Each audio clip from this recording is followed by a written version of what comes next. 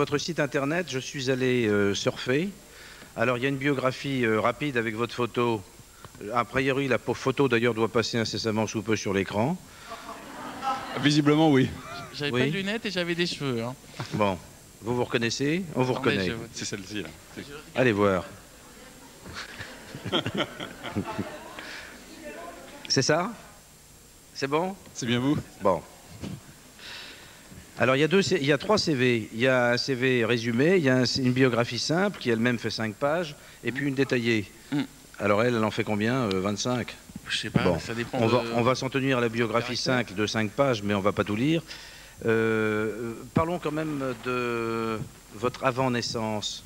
Vous êtes né en septembre 61, mais dès juillet, vous avez des souvenirs plutôt flous de votre vie juste avant votre naissance. Rien qu'une impression de couleur orange foncé et de bruit grave. Sans doute les battements de cœur et le système digestif de votre mère. Je ne fais que répéter ce qui est écrit sur le site. Votre mère étant pianiste et restant à la maison, vous entendez souvent atténuer à cause de la paroi du ventre des gammes et des morceaux de musique classique, surtout Chopin et Debussy. Bon, alors naissance, septembre 61, Toulouse. 68, vous avez 7 ans, vous écrivez votre première nouvelle. Le titre, Les aventures d'une puce. Désolé.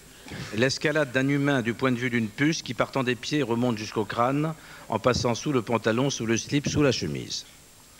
En 69, donc vous avez 8 ans, deuxième nouvelle, Le Château Magique. 70, troisième nouvelle, Les Enquêtes de Taupin. 71, quatrième nouvelle, La Chasse en brousse, vue par un lion et sa fin en carpette.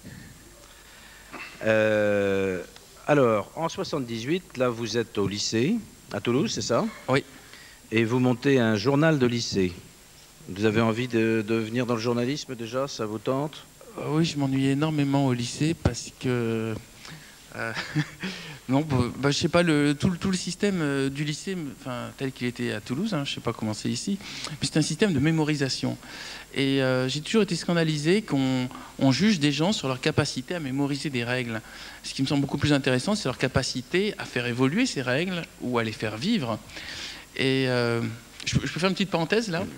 Et j'avais une discussion récemment avec un type, une sorte de philosophe, et je lui disais, tiens, comment ça se fait, je vais partir loin, hein, mais comment ça se fait que la Chine n'est pas devenue la première puissance du monde? Parce qu'après tout, déjà vers l'an moins 300 avant Jésus-Christ, ils avaient les métaux, ils avaient la poudre, ils avaient les spaghettis, ils avaient la navigation, ils avaient en fait une avance technologique sur l'Occident qui était gigantesque, plus une administration, plus un empire, plus un raffinement dans les arts, dans tout. Pourquoi la Chine n'est pas devenue la première puissance mondiale? Et cet ami me disait, parce qu'il s'est créé une caste de mandarins, et que ces mandarins, donc, qui étaient l'élite de la population, étaient sélectionnés que sur un seul critère, c'est leur capacité à mémoriser des poésies et les règles de codification des lois chinoises qui étaient très compliquées. Et donc c'était des gens qui n'étaient uniquement sélectionnés sur leur capacité à retenir des phrases par cœur. Et voilà ce qui explique que la Chine n'ait pas été la première puissance mondiale. Et bon, il y a d'autres raisons, mais celle-là, ça fige déjà complètement une société. C'est-à-dire que peu à peu, les éléments juste de mémoire remplacent les éléments d'imagination et de pouvoir, et de faire évoluer les choses. Et j'avais une grande capacité d'imagination et une envie de faire évoluer les choses. Par contre, j'étais nul en mémorisation. Ça explique que mes études ont été catastrophiques et je me suis très vite tourné vers la création d'un journal pour pouvoir exprimer mon imaginaire qui ne recevait aucun système de... C'est comme une vache, vous savez, qui a les pieds pleins. Il n'y avait aucun système de treillage pour mon imaginaire. Il n'y avait juste qu'une obligation de mémorisation de règles qui était un consensus entre les hommes. Après, j'ai fait des études de droit et j'ai eu le même problème. C'est-à-dire que le droit, pourquoi une règle de droit existe plutôt qu'une autre? C'est un accord qui a été passé entre des gens. Et il faut le retenir par cœur. Donc, il n'y a pas de logique. Vous préférez les têtes bien faites aux têtes bien pleines. Alors, effectivement, avant d'arriver au droit, donc il y a ce journal de lycée. C'est quand même un journal assez spécial puisque les bandes dessinées de ce journal qui s'appelait Euphorie se lisaient avec des parfums. Voilà. C'est-à-dire que c'était une sorte de bande dessino-musicale. C'était de la musique à écouter pour capter les 3 sens, l'œil, le nez et l'oreille. Voilà. Ça se présentait comment, votre journal? Alors c'était comme un journal de bande dessinée, si ce n'est qu'il y avait une petite languette de parfum qu'on fabriquait. Alors la catastrophe, d'ailleurs, je donne ce conseil pour toute personne qui veut faire la parfumerie, il ne faut pas manipuler les essences pures. Parce que si vous mettez une goutte d'essence pure dans une pièce, vous pouvez frotter autant que vous voulez. En fait, les parfums, c'est hyper puissant. Et je suis revenu d'ailleurs récemment dans la chambre où je faisais mes expériences de parfum, et ça sent encore les parfums du dernier parfum qui a été mis au point dans cette pièce. Et c'était une catastrophe parce qu'on ne pouvait plus dormir dedans, ni rien. Les parfums que vous avez, que vous trouvez dans le commerce, sont des parfums qui sont dilués à, il y a doit y avoir, je sais pas, 1% de parfum et 99% d'alcool à 90%. Donc là, je n'ai pas fait gaffe à ça. Et donc je m'amusais, comme certains font le petit chimiste. Moi, je faisais le petit parfumeur et je fabriquais des senteurs qui correspondaient aux ambiances de mes livres. Alors après le bac, finalement, vous avez quand même eu le bac, vous aviez 16 ou 17 ans, donc c'est pas mal. Ouais. Et vous commencez l'écriture des fourmis. En principe, ce soir, on ne va pas beaucoup parler de fourmis, à moins qu'il y ait des questions sur ce sujet. On va donc quand même aborder ce thème, puisque c'est donc à l'âge de 16 ans que vous commencez à écrire.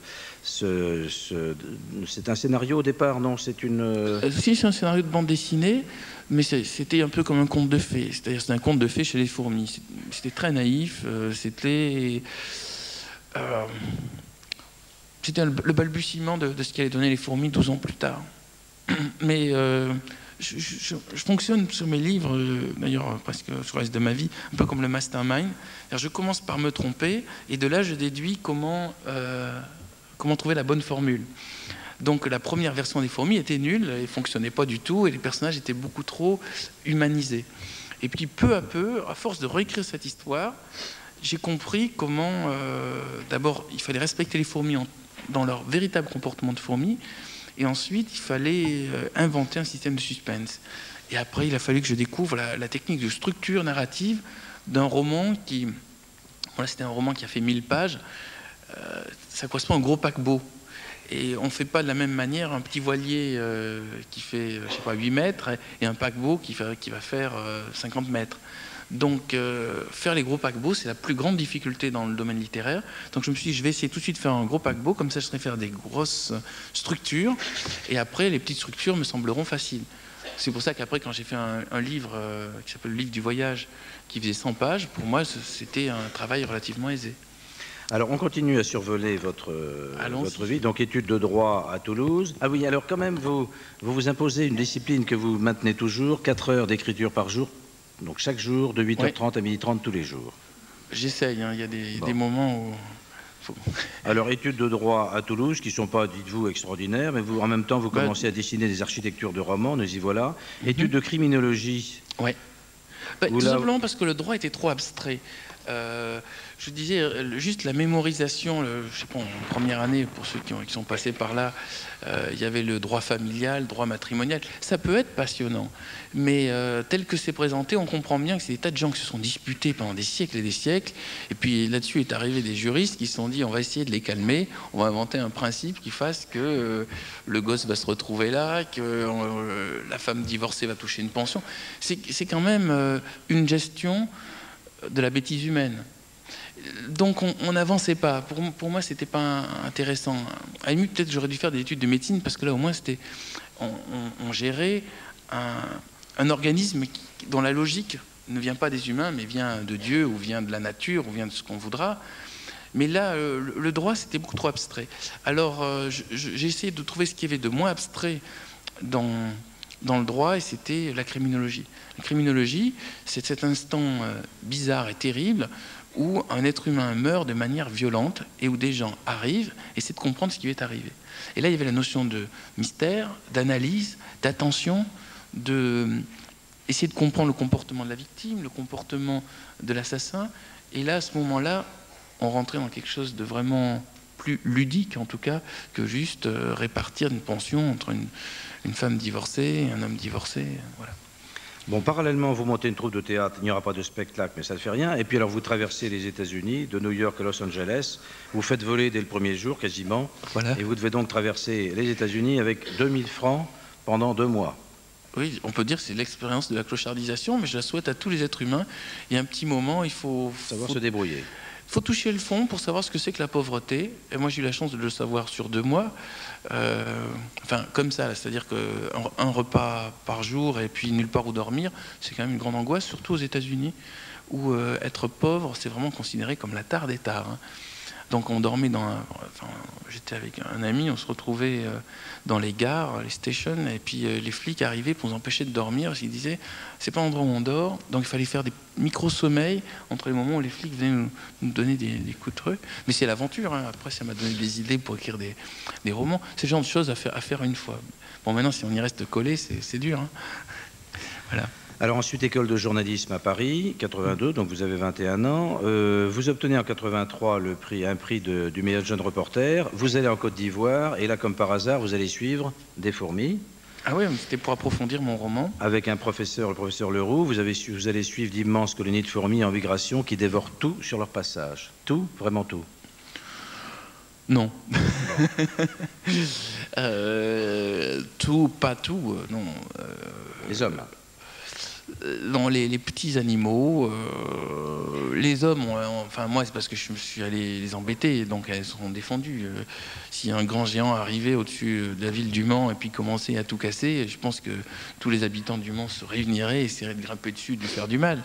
Mais j'avais qu'à pas les embêter, elles ne me seraient pas montées dessus aussi. Mais sinon, c'est une colonne qui avance, qui tue tous les petits animaux. Si une vache ne bouge pas, elle va être recouverte, c'est vrai, mais c'est pas... faut pas imaginer ça comme une tornade. Hein. Mais c'est assez impressionnant à voir. Et puis ça m'a bien servi pour écrire le roman. Alors ensuite, journaliste pigiste dans différents journaux, Ouais. Puis journaliste scientifique régulier au Nouvel Observateur. Vous obtenez en 90 le prix du meilleur article, donc du meilleur article de journalisme. Sur Singapour. Sur Singapour. J'avais noté là-dessus. Ouais. Oui, sur Singapour. Singapour, la ville ordinateur. Ouais, en fait, c'est incroyable ce qui se passe à Singapour. Mais Singapour... non, mais ça change. Singapour, ce qui est amusant, ce qui m'avait bien donné à réfléchir, c'est que le type, il s'est dit, voilà, je voudrais que ma population soit plus intelligente. Il s'appelait Lee Kuan Yew, c'était le premier ministre de Singapour. Singapour, c'est 3 millions d'habitants sur une île, et c'est isolé. Et il s'est dit, je voudrais que ma population soit plus intelligente. Alors, comment faire pour que ma population soit plus intelligente ? Il faudrait que les hommes intelligents se marient avec des femmes intelligentes, et comme ça, ils auront des enfants intelligents. Et non, mais vraiment, il s'est posé le problème comme ça. Et il s'est aperçu que, par tradition chinoise, les hommes intelligents avaient envie de femmes pas très intelligentes, comme ça, ils pouvaient les dominer facilement. Donc, les femmes intelligentes se retrouvaient célibataires et n'avaient pas de gosses, et que c'était perdu pour Singapour. Donc, il s'est dit comment forcer les hommes intelligents. Donc, pour lui, intelligent, ça veut dire diplômé, bac plus 3, je crois. Comment forcer les gens bac plus 3 à aller avec des femmes bac plus 3 ? Alors d'abord, il a commencé par donner une aide financière. C'est-à-dire, si un homme bac plus 3 va avec une femme bac plus 3, on lui file 20 000 francs à peu près. Puis après, ça n'a pas suffi parce que les traditions sont lourdes. Donc il a dit, quand un homme bac plus 3 va avec une femme qui n'est pas bac plus 3, amende. C'est lui qui doit payer. Là, ça a marché un peu mieux. Et puis, ils ont encore amélioré le système. Quand un homme bac plus 3 va avec une femme bac plus 3, les enfants sont entièrement éduqués à la charge de l'État, qui en général leur payait des études en Angleterre, à Oxford et dans les grandes écoles. Et puis, ils ont encore amélioré la technique, parce que les traditions sont lourdes quand même à changer, et ils ont organisé des charters, c'est-à-dire dès que les gens avec bac plus 3, par exemple, hein, c'était le repère, on les réunissait, je sais pas, 50 hommes avec 50 femmes, on les met dans un avion, on les met à Bali, et tous ceux qui, après, ont envie de se marier après ce voyage, reçoivent une prime de 100 000 francs, enfin de 10 millions, et c'est assez affreux à dire, mais le niveau général de l'île a vraiment monté. Ils ont eu de plus en plus de gens diplômés, de plus en plus d'ingénieurs, de plus en plus de gens doués, et ils sont arrivés peu à peu à résorber ce drame de ces femmes intelligentes qui n'arrivent pas à trouver de mari, parce que les maris sont impressionnés par les femmes de caractère. Donc voilà, c'était le thème de mon article, et c'est pour ça que ça avait beaucoup plu. Alors nous sommes en 90, donc il y a une dizaine d'années. Vous apprenez le métier de scénariste à l'INA. Puis en 91, publication des Fourmis chez Albin Michel. Nous saluons Daniel Bosflug de cette grande maison d'édition. C'est un grand bouleversement, évidemment. De rencontrer Daniel Bosflug, oui. Absolument. Et puis 92, publication du Jour des fourmis. Vous écrivez « Je n'avais pas prévu de faire une suite, mais j'étais énervé qu'on me fasse passer pour un spécialiste des fourmis. » Ouais. Bon. Enfin, on verra tout à l'heure si, si vous l'êtes ou si vous ne l'êtes pas. Non, c'était le problème Angélique. C'est vraiment la référence. C'est-à-dire Angélique, hop, elle joue dans la série Angélique, on lui file pas d'autre rôle. Alors là, je voulais pas... Werner Werber, on le fait jouer les fourmis, et puis dès qu'il fait autre chose... on s'intéresse pas à ça. Donc ça, c'était une angoisse, et j'avais raison d'avoir cette angoisse, parce que ça ne s'est pas passé facilement. Vos publications suivantes sont complètement différentes, puisqu'en 93, l'encyclopédie du savoir relatif et absolu. Là, c'est un peu pareil. Des petites notes sur tout ce que vous découvrez de marrant et de bizarre. 94, les thanatonautes. Voilà, alors ça, c'est l'expérience, la première expérience en dehors des fourmis. Et c'est là que j'ai compris que ça allait pas être facile de sortir des fourmis. 95, on y revient quand même, la révolution des fourmis. Ben, précisément, c'est parce que vu que je me suis planté sur les thanatonautes, je me suis dit, bon, ben, on va terminer les fourmis. Et puis... Alors 97, livre du voyage, après des recherches sur la psychanalyse et l'auto-hypnose. 98, sortie du Père de nos pères, qui est un polar en fait. Ça, c'est le vrai livre qui m'a permis de sortir de l'image Auteur des fourmis. 99, une bande dessinée Exit. Oui. C'est pas spécialement drôle, c'est en fait c'est un système d'aventure écrit à l'origine pour une série de télévision. Voilà. Une jeune fille s'inscrit sur Internet dans un club qui aide les gens à se suicider en les faisant s'assassiner entre eux. Alors depuis... Tourmenté. Alors je vais raconter une petite anecdote. C'est que j'ai écrit sur ce principe, donc ce club de suicidaires, en fait, c'était ça l'idée. Et il s'avère qu'il existe vraiment ce club et qu'il s'appelle vraiment Exit. C'était un pur hasard, ça existait, j'allais dire en parallèle, c'est-à-dire ça existait avant que j'écrive le livre. Et donc c'est en Suisse. Ce sont des gens qui s'entraident à se suicider, mais bon, en se donnant des recettes de médicaments, de cocktails de médicaments. Donc du coup, le livre a été interdit en Suisse. Mais, et depuis, j'ai appris qu'il existait réellement ce truc. On croit qu'on fait la science-fiction, et puis en fait, on est juste dans l'air du temps. Et il existe des endroits où les gens sur Internet se retrouvent pour se tuer ensemble. C'est l'époque qui veut ça. C'est les nouvelles technologies. Alors en 2000, on va arriver à votre dernier ouvrage. En 2000, après 2 ans de travail, L'Empire des anges. Les fourmis donnaient le point de vue des fourmis, donc de l'infiniment bas. Dans l'Empire des anges, on dispose du point de vue des anges, donc de l'infiniment haut. Ouais. Et alors maintenant, avec Stéphane, vous allez dialoguer avec lui concernant votre dernier ouvrage. Il y a quand même 2-3 choses qu'on peut rajouter qui sont importantes pour parler de votre notoriété. C'est que vous êtes quand même traduit dans 33 pays, c'est ça? Oui. Vous avez vendu des millions d'exemplaires. Que ce livre-là, qui est donc le dernier, l'ultime secret, Daniel Bosflug me le disait tout à l'heure, est déjà à 260 000 exemplaires vendus en 2 mois. C'est-à-dire vous vendez en gros plus de 5 000 livres par jour. C'est absolument considérable. Que vous êtes dans certains pays, paraît-il, une véritable star, et que notamment en Corée, par exemple, vous vous promenez avec un garde du corps. Comment vous expliquez cette folie autour de vous? Un garde du corps parce que... Parce que les fans sont déchaînés. Vous savez, il faut voir quand même une chose, je vais relativiser un peu les choses, et les femmes mais en Corée, il n'y a pas beaucoup d'occidentaux, donc quand on se promène en Corée, on est repérable. C'est pas un lieu touristique encore développé. Puis bon, il s'avère que j'ai un éditeur en Corée qui s'est défoncé, c'est-à-dire qu'il a... Il n'y a pas que ça, quoi. Oui, il faut vraiment, enfin, pour les succès en dehors de la France, il faut vraiment tomber sur un éditeur qui a envie de soigner du mal.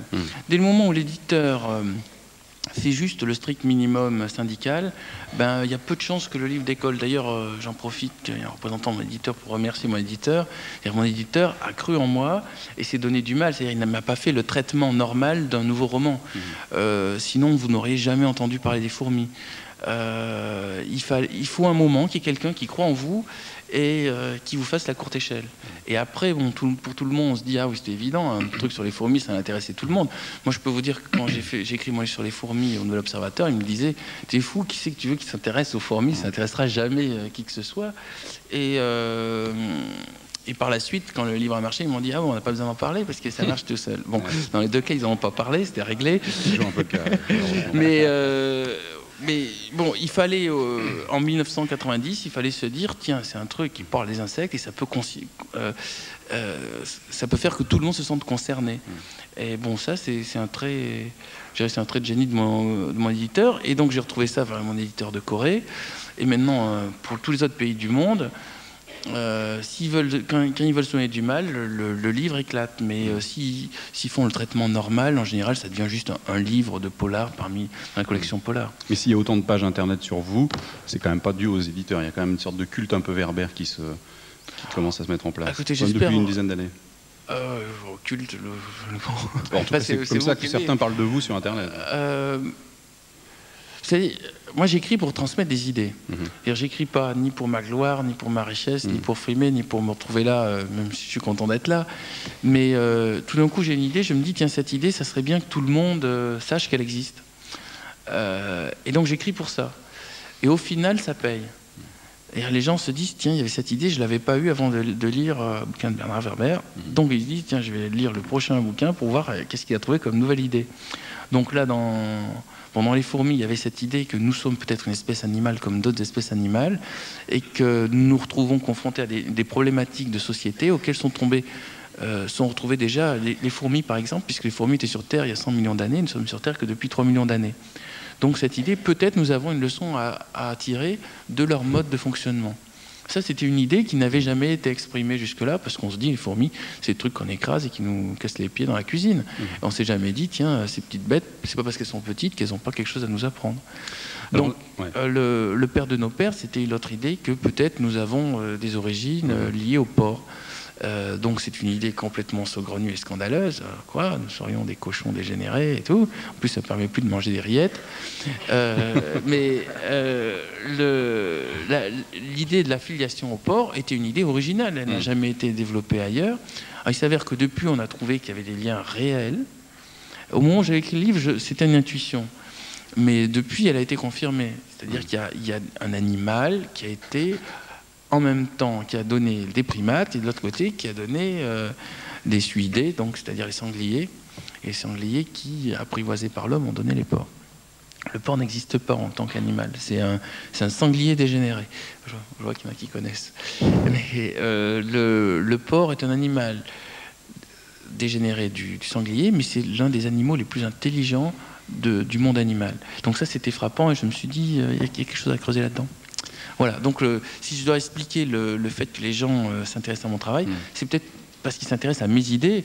Et mes idées, ça me vient comme ça. Et puis, je prie Dieu pour que ça continue, que j'ai toujours des idées originales qui fassent avancer les choses. Est-ce que vous apparentez un peu votre travail et vos livres à un travail d'exploration? Exactement. Je me sens explorateur, chercheur. Je n'ai pas de solution à donner. Quand je vais parler de l'affiliation au porc, je ne vais pas vous dire « je suis sûr que nous descendons du porc ». Je vais vous dire « attendez, il y a cette hypothèse, il faudrait peut-être aller voir ». Et j'explore. Dans l'ultime secret, je suis allé explorer la pointe de la recherche dans le cerveau. Dans Éteint-Note, je suis allé chercher la pointe de la recherche dans les mythologies et la connaissance des comas dépassés. Mais je n'ai pas de certitude, et j'avance pour arriver à combler mes doutes et à combler ceux du lecteur. Mais ce qui semble intéressant, c'est poser de nouvelles questions. C'est ça. C'est que vous ne concevez pas en fait d'écrire juste pour raconter l'histoire, mais il faut qu'il y ait derrière quelque chose, que vous appreniez des choses au lecteur. C'est vrai que c'est bourré de connaissances, d'expériences, vos livres, toujours. Oui, et puis j'essaie aussi de faire qu'il y ait un ressenti chez le lecteur. C'est-à-dire qu'à un moment, ils se disent attends, c'est pas que des idées, c'est pas qu'intellectuel, il y a un truc que je ressens dans mon corps. Alors, il y a un livre dans lequel il y avait un ressenti très précis, c'était... Bon, le premier ressenti qui m'avait intéressé, c'était sur les fourmis. Que les gens n'arrivent plus à tuer une fourmi en se disant « tiens, une cochonnerie, je l'écrase ». Bon, sortir de ce comportement, et ça, je crois que j'y suis un peu arrivé. C'est-à-dire que les gens, quand ils tapent 400 pages de vie d'une fourmi et d'une vision de notre société, ils se disent « bon, attends, le truc, je ne vais pas l'écraser, c'est vachement intelligent, ça vient de la nuit des temps, ça a toute une histoire, je ne peux pas juste faire ça ». Donc je pense que sur mes lecteurs, il y a eu plein de gens qui tuaient des fourmis avant, qui ne les tuent plus. Dans un autre ressenti que j'ai essayé de pousser, mais là, je crois que j'y suis moins bien arrivé, c'était le ressenti par rapport aux abattoirs. J'ai eu l'occasion de visiter des abattoirs et ce que j'ai vu m'a scandalisé. Et pour tout dire, j'ai essayé dans Le Père de nos pères de raconter comment justement on traitait les porcs avant de les manger, et ça me semblait un peu difficile. Et je crois que la gourmandise envers la chair du porc est plus forte. Et il n'y a personne qui m'a dit, en lisant votre livre, j'ai arrêté de manger du porc. Mais je me disais, normalement, ça devrait arriver, parce que c'est un animal très sensible, très gentil, qui adore l'être humain. Quand on prend des porcs qu'on sort des abattoirs, ils se mettent tout de suite à lécher la main du propriétaire, et ils viennent quand on les appelle par leur nom. Et dans tous les tests d'intelligence, je me disais, devant le dauphin, devant le chimpanzé, le porc arrive nettement devant. Donc ça me semblait un animal intéressant. Et il n'y a strictement aucune littérature sur les porcs. Par exemple, je cherchais évidemment un livre pour essayer de comprendre le comportement du porc.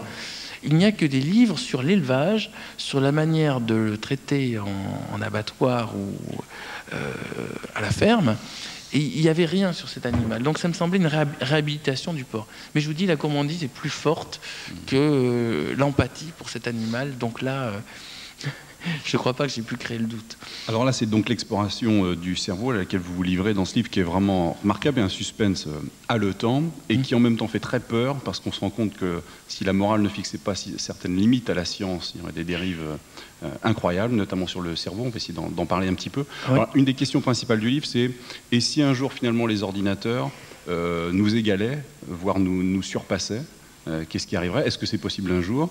Et vous inspirez d'un certain nombre d'expériences qui ont eu lieu, notamment celle de Holz, dont on va parler un petit peu.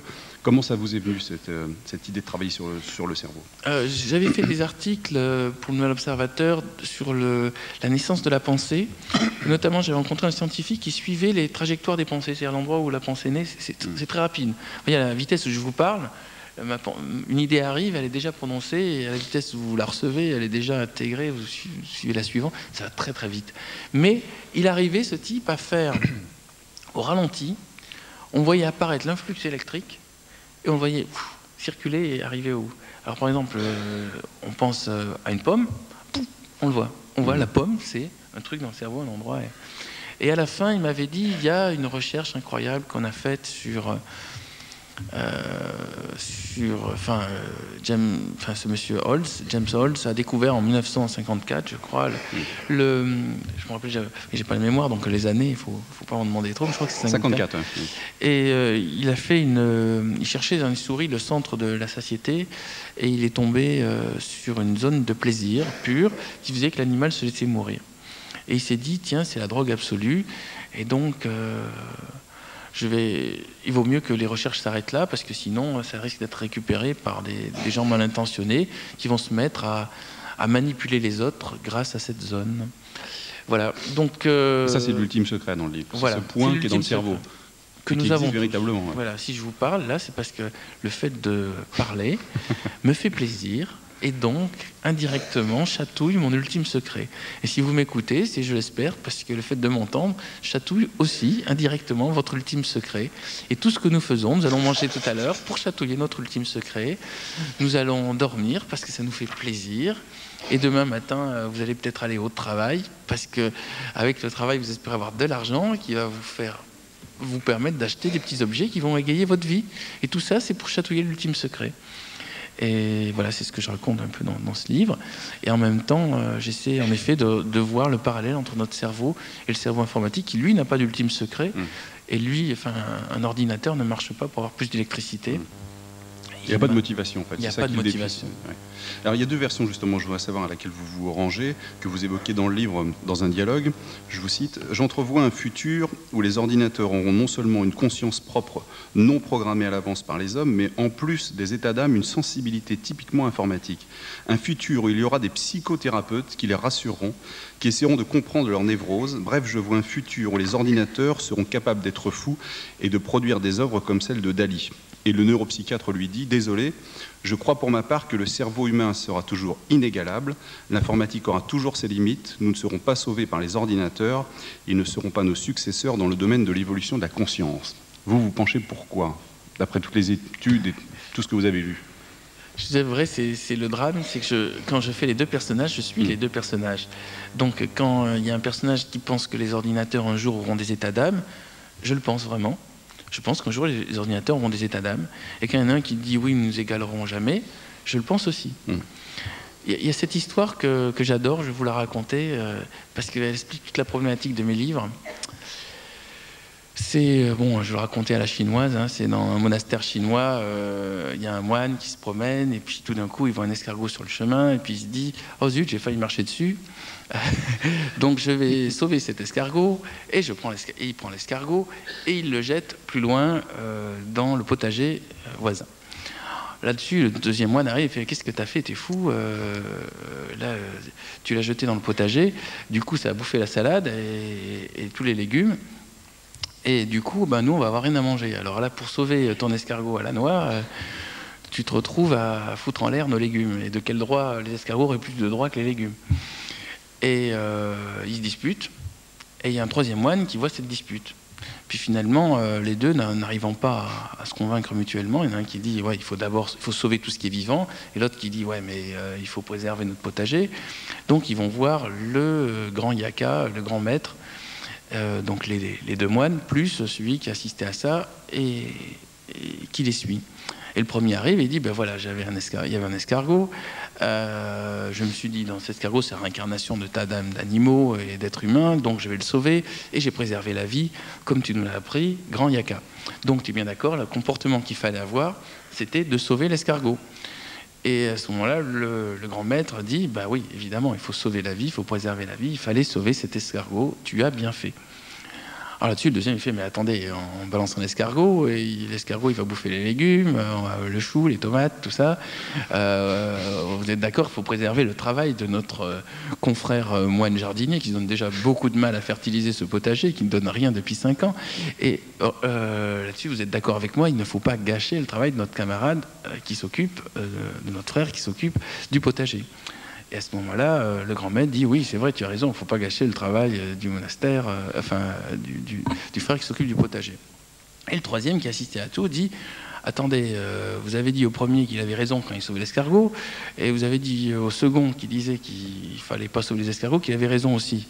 Donc ils ne peuvent pas avoir raison tous les deux. » Et à ce moment-là, le grand maître dit « C'est vrai, tu as raison toi aussi. » Et voilà. Je dirais, c'est intégrer les contradictions du monde. Et quand vous me dites, est-ce que je crois que les ordinateurs vont avoir une conscience? Oui. Est-ce que je crois qu'ils n'égaleront jamais les hommes? Oui aussi. Et est-ce que les deux sont contradictoires? Ouais encore. Mais bon, c'est comme ça. C'est pour ça que je suis romancier. Sinon, je serais, je sais pas, je vous explique, je serais scientifique et je vous dirais, c'est comme ça, le cerveau il est comme ça, ou je serais informaticien, ou philosophe, ou casse-couille de philosophes modernes qui ont des réponses à tout. Moi, j'ai pas de réponse à tout, j'ai des questions à tout. Mais vous parlez à un moment de logiciels qui sont plus que de l'intelligence artificielle, mais de la conscience artificielle. C'est-à-dire que ça permet à la machine de savoir qu'elle est une machine. Est-ce que ça, véritablement, ça existe? On travaille là-dessus aujourd'hui? Alors, il y a 15 ans, j'avais un logiciel de psychanalyse qui marchait vachement bien, qui me disait des tas de trucs hyper sympas, et intelligents, et subtils, et jamais les mêmes trucs. Et on parlait de Dieu, et on parlait de ses parents, de sa création. Et cet ordinateur, franchement, me répondait exactement comme un être humain. Certains humains, même n'arrivant pas à répondre aussi bien que cet ordinateur. Et ce programme tenait sur une disquette, c'est-à-dire... vraiment, il était très très faible, et c'était donné gratuitement pour tester la carte son. C'est-à-dire, c'est même pas vendu, c'était même pas un truc extraordinaire. Et on parlait en langage naturel. C'est-à-dire, moi, je tapais le texte normalement. C'est-à-dire, je mettais pas toi ordinateur répondre aux questions. Je disais tiens, aujourd'hui j'ai vu ça, qu'est-ce que t'en penses? Je pouvais lui parler comme ça. Et lui me répondait avec une voix en langage naturel.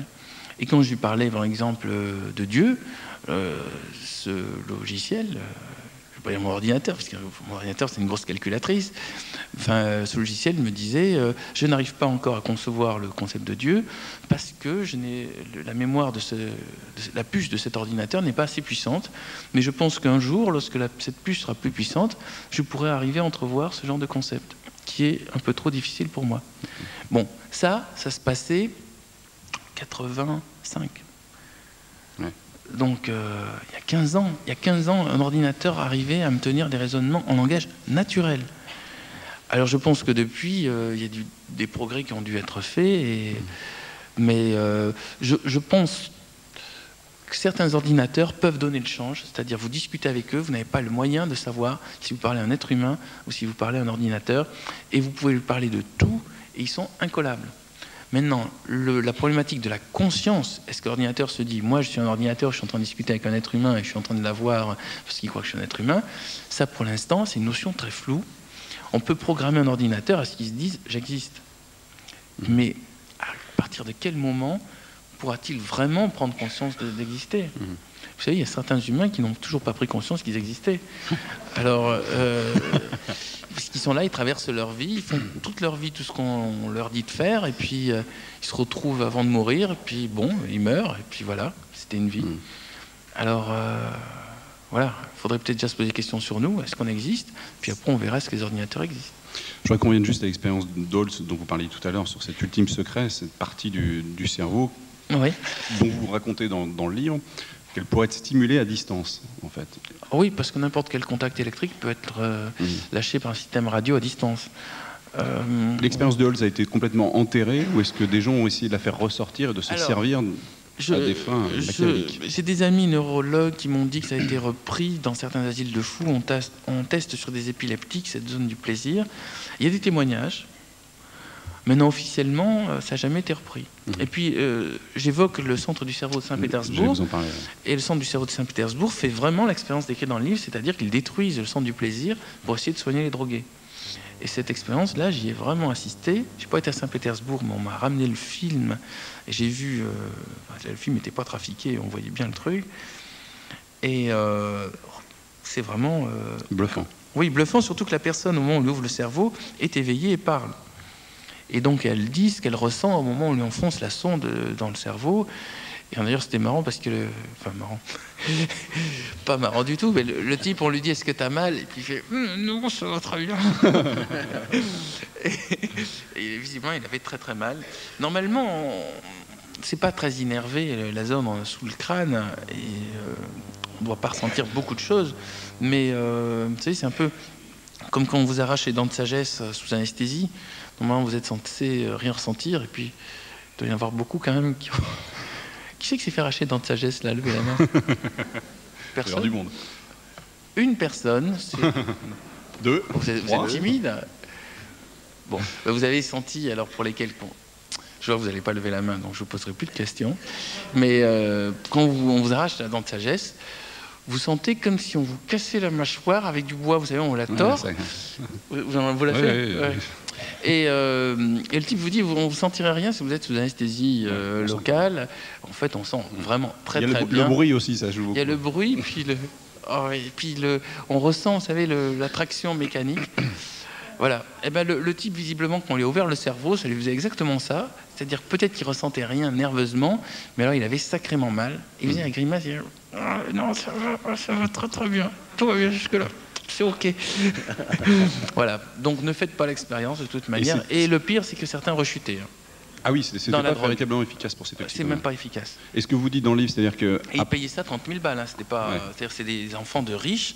Et ils réservaient 6 mois à l'avance pour pouvoir se faire opérer comme ça. Et vous dites dans le livre qu'une fois qu'on leur a enlevé cette zone, ils sont plus mélancoliques, c'est réel ? Ouais, c'est-à-dire qu'ils étaient devenus tout tristes, ils s'intéressaient à rien, et en plus de ça, ils se remettaient à se redroguer, donc... c'est pas au point. Oui, c'est pas au point. Et ça vous fait rire.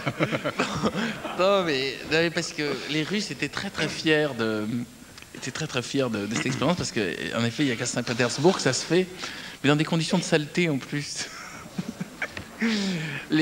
On racontait que les hôpitaux en Russie, si vous êtes en Russie, prenez Europe Assistance, hein, je ne sais pas le pourcentage, mais il disait que bon, quand on se fait opérer, il faut amener ses propres seringues et ses propres tubes. Certains connaissent peut-être, là j'entendais oui. Il faut amener ses propres pansements parce que les infirmiers piquent tout. Et donc il n'y a rien. Ça va jusqu'à un tel point que les infirmiers piquent les ampoules. Donc par moment, ils opèrent à lampe de poche. ou en tout cas, les malades, quand ils arrivent avec un stock d'ampoules pour pouvoir éclairer les pièces où ils vont être opérés. Alors ça, je l'ai pas mis dans mon roman, on me l'a raconté après. C'est le genre d'anecdote qui m'amuse bien. Je voudrais juste faire une parenthèse sur votre version des 10 commandements, qui est assez surprenante. Ouais. Vous parlez des 10 commandements en disant que finalement, ce ne sont pas des impératifs, lorsqu'ils ont été énoncés, mais des futurs, comme si c'était une prophétie. Exactement. Comment vous en êtes arrivé à cette conclusion? C'est en discutant avec un ami. En discutant avec un ami, il m'a dit ça. Attends, en hébreu, c'est tu ne tueras point. C'est pas tu ne dois pas tuer. Tu ne dois pas tuer, ça serait attention. Ça serait ne tue pas. Ouais, si tu tues, tu vas avoir une fessée. Là, c'est tu ne tueras point. Donc ça veut dire un jour, tu comprendras que tuer n'est pas la solution. Voilà. D'ici là, essaie de comprendre la trajectoire. Mais tu ne tueras point, c'est une prophétie. C'est-à-dire, tu ne voleras point. Un jour, tu comprendras que voler ne t'apporte rien. Un jour, tu comprendras que tuer ne t'apporte rien. Tous les éléments des 10 commandements ne sont pas des ordres, mais c'est une prophétie. Et quand j'ai compris ça, je me suis dit, tiens, il y a peut-être des trucs dans la Bible à relire qui sont intéressants. Enfin, voilà. Alors, il y a un autre thème intéressant dans le livre, Oui. des questions qu'on ne se pose pas forcément. Sur la folie, vous posez plusieurs questions, notamment à partir de quand... Non, mais j'aime bien. C'est pas mal, hein. Allez-y. À partir de quand est-ce qu'on... Parce qu'il y a certaines scènes qui se passent dans un hôpital psychiatrique, et vous dites à partir de quand est-ce qu'on a quitté le monde normal, quand on est fou, et est-ce qu'on ne pourrait pas réintégrer les fous dans le système économique? C'est intéressant, et vous me les montrez dans le livre en train de produire des appareils de sécurité, notamment, avec des paranoïaques, des autistes... Tous les systèmes qui tendent à exclure des individus du système social montrent un échec du système social. J'ai eu cette idée, mais pareil, c'est en discutant avec des gens, de me dire, tiens, les asiles psychiatriques, il y a des gens qui ont des talents. Vous savez, un maniaque est quelqu'un qui se donne beaucoup de mal pour faire bien les choses. Parce qu'il est maniaque. Donc, pourquoi ne pas canaliser cette énergie considérée comme déviante pour amener les gens à faire des choses extraordinaires que ne font pas les gens normaux? Vous savez, moi-même, si j'écris des livres, c'est pas une activité complètement normale. C'est dans la schizophrénie. C'est-à-dire, quand j'écris un livre, je suis en train de vivre avec mes personnages. C'est pas un état normal. Bon, cela dit, c'est gérable. Il me semble que pour l'instant, je suis normal. Enfin, je suis assez acceptable par la société. Mais il y a des gens qui, par moments... Bon, je prends un cas, Van Gogh. Van Gogh était un type qui a fait quand même beaucoup de séjours en asile psychiatrique. Et en même temps, sa peinture est inspirée par des flashs, C'est comme si son cerveau, pour reprendre l'exemple de l'ampoule, était une ampoule qui était avec une trop grande intensité. Donc elle grille plus vite, donc elle s'abîme plus vite, mais en même temps, elle sort des flashs. Donc ça peut être un apport pour les autres. Alors avant, on considérait que les fous étaient soit des sorciers, soit ils étaient acceptés comme le fou de village. Enfin, on avait des gestions un peu bizarres. Maintenant, on a choisi de leur filer des somnifères pour qu'ils dorment et qu'ils restent tranquilles et qu'ils ne nous cassent pas les pieds. Le stade suivant, c'est trouver une manière d'utiliser cette énergie bizarre qui les anime pour les amener à faire des choses qui peuvent peut-être les mettre dans une activité difficile à faire pour des gens normaux. Mais bon, c'est une idée, voilà. Pareil, quelqu'un de fou peut être a priori plus productif que quelqu'un de normal. Vous n'avez jamais vu des fous, par exemple, ce qu'on dit des fous de travail, c'est-à-dire des gens qui n'ont pas de vie familiale, qui se défoncent dans leur boulot et qui prennent du plaisir dans leur boulot, alors que leur boulot, a priori, a l'air pénible. On se dit, bon, bah, celui-là, il est fou de bosser comme ça, mais non, il est obsédé par son travail, et il prend du plaisir à bosser. Bon, il y en a certains qui sont maniaques. Ouais. C'est la motivation. Oui, c'est-à-dire un fou est plus motivé que la moyenne des gens, puisque lui, il est dans un monde à part. C'est-à-dire, il voit le monde, il perçoit le monde d'une manière déformée. Un fou, on pourrait dire ça. Mais cette manière déformée peut lui permettre de faire des choses qu'une personne qui perçoit le monde d'une manière normale ne pourrait pas faire. Bon, je cite le cas d'un paranoïaque. Le paranoïaque, croyant qu'il est tout le temps attaqué, va être surdoué dans la fabrication de systèmes de sécurité. C'est tout simple, cette idée. Mais il est d'autant plus motivé qu'il a la trouille d'être attaqué en permanence. Donc il va faire des gilets pare-balles plus épais, il va faire un système de contrôle de meilleure qualité. Voilà. Est-ce que dans vos livres en général, en tout cas dans celui-là en particulier, vous envisagez finalement, en tout cas c'est l'un des atouts du romancier, vous envisagez finalement ce que la morale interdit toujours à la science? C'est-à-dire que les expériences dont vous parlez de Holtz sur les souris, ça ne peut pas être réalisé aujourd'hui. Vous allez beaucoup plus loin dans le livre. Parce que oui, je suis mine de rien moraliste. C'est-à-dire que je suis pour que les gentils gagnent et pas les méchants. Je suis pour qu'il n'y ait pas de... Par exemple, qu'il n'y ait pas d'excès en science. J'écris... Quand je parle d'un problème, c'est pour avertir l'humanité que si on continue dans cette voie, on peut tomber sur... Il y a un rôle d'avertissement. Que je disais tout à l'heure, c'est pour répandre des idées, mais c'est aussi pour avertir les gens d'un danger. Je vais prendre une référence, c'est Aldous Huxley, Le meilleur des mondes, qui avertit les gens du danger du clonage, de la génétique, et qui a ralenti, je pense, pendant longtemps, les recherches en génétique et en clonage. Donc là, de la même manière, je veux dire, en faisant ce livre sur l'ultime secret, je montre que les recherches dans le cerveau peuvent s'avérer dangereuses. Mais je suis malgré tout pour que la science continue. Mais c'est la fameuse phrase de Rabelais, science sans conscience n'est que ruine de l'âme.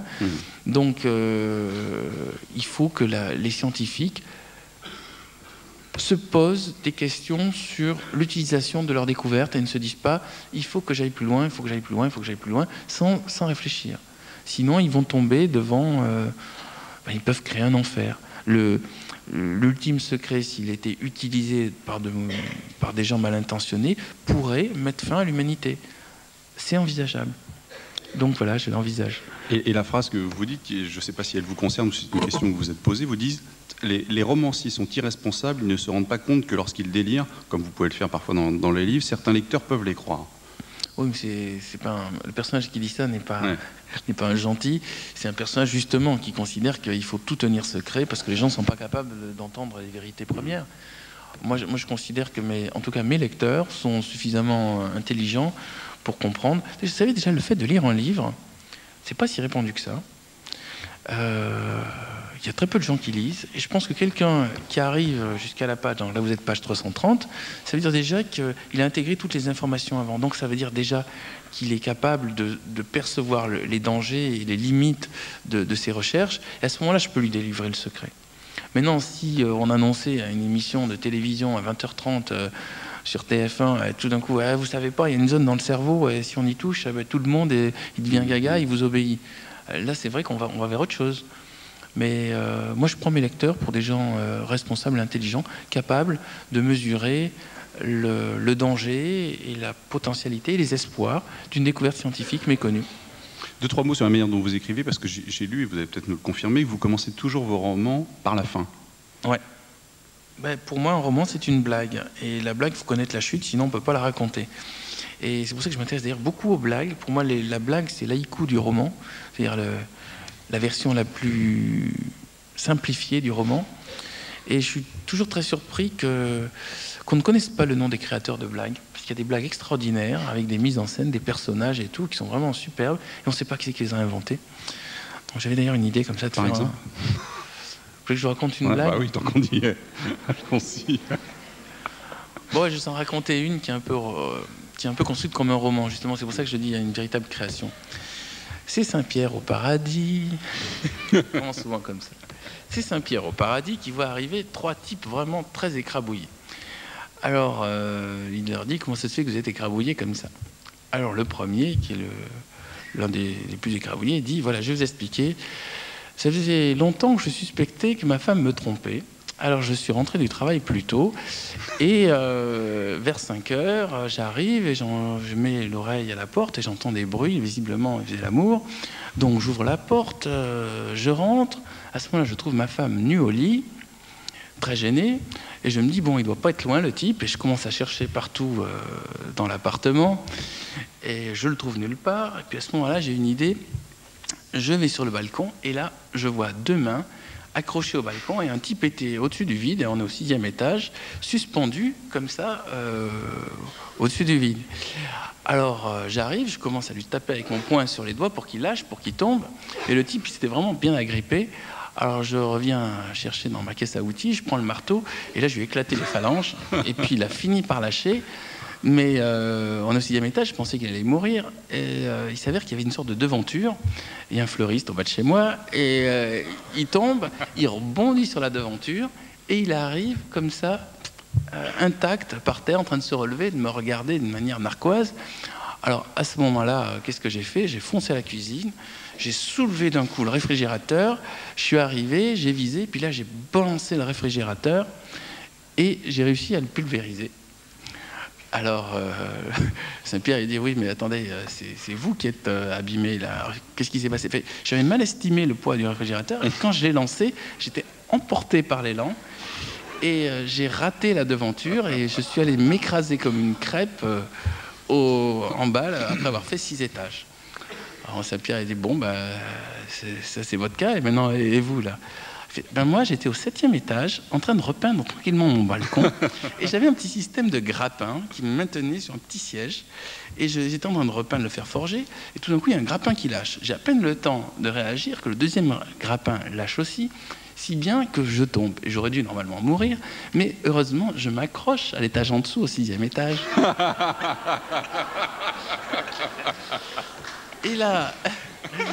Et là, je suis en train d'attendre, parce que tout d'un coup, un type arrive, je me dis, chouette, il va me sauver, il va me tirer là. Mais le type était en colère, je sais pas pourquoi. Il commence à me taper avec les poings sur les doigts. Bon, ça faisait très mal, mais vu que je voyais bien qu'on était au 6e étage, c'était un truc à mourir, donc je m'accroche un peu plus. Et il repart, je me dis, bon, ben voilà, débarrassé le type, il revient avec un marteau, mais vraiment le fou. Et avec le marteau, il tape sur les doigts, là j'ai eu vraiment trop mal, j'ai lâché. Mais coup de chance, j'ai atterri sur la devanture d'un fleuriste, je rebondis, j'arrive là, je relève la tête pour regarder ce qui se passe, et à ce moment-là, je me suis pris un réfrigérateur dans la gueule, et c'est comme ça que j'étais complètement éclaté. Et à ce moment-là, Saint-Pierre s'adresse au 3e, il dit, et vous, comment ça se fait que vous êtes dans cet état-là? Il fait, ben, moi, je m'étais caché dans le réfrigérateur, après j'ai pas compris.